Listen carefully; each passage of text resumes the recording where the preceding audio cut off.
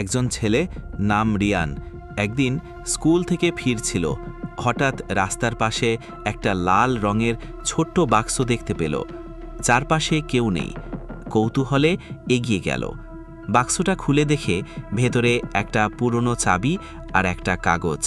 কাগজে লেখা, এই চাবি তোমার ভবিষ্যৎ বদলে দিতে পারে, কিন্তু লোভ করলে সব হারাবে। রিয়াল কিচ্ছু বুঝতে পারছিল না।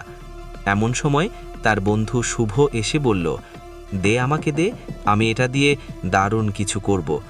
রিয়ান রাজি হলো না, কিন্তু শুভ জোর করে চাবিটা আর বাক্সটা নিয়ে গেল। রাতে শুভ চাবিটা ব্যবহার করে দেখল একটা পুরনো ঘর খুলে গেছে, ভেতরে অনেক সোনা দানা। সে লোভে সব নিয়ে নিল। কিন্তু এরপর শুরু হলো বিপদ। পরের দিনই তার বাড়িতে ডাকাতি হলো। পুলিশ তাকে সন্দেহ করল। শেষমেশ সব কিছু হারিয়ে নিঃস্ব হয়ে পড়ল শুভ। রিয়ান বলল,